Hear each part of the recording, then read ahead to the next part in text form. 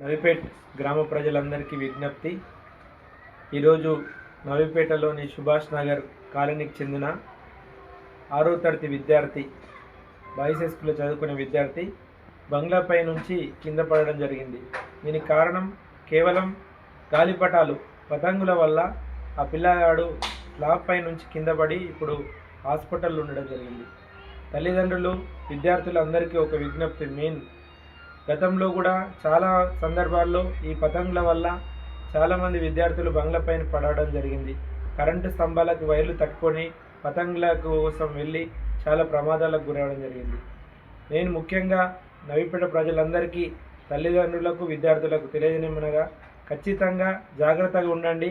పతంగులు ఎక్కించేటప్పుడు చాలా జాగ్రత్తగా, బంగ్లాలపైన ఎక్కేటప్పుడు, దిగేటప్పుడు మరియు పతంగి ఎక్కించేటప్పుడు వెనుక చూసుకొని మరియు పతంగులు ఎక్కియండి. కేవలం పతంగి కోసం మన ప్రాణాలు పోగొట్టుకునే పరిస్థితి తీసుకొచ్చుకోకండి. దయచేసి తల్లిదండ్రులారా, గ్రామ ప్రజలారా ఆలోచించండి. మన విద్యార్థులని మనం చూసుకోవాల్సిన బాధ్యత మనది.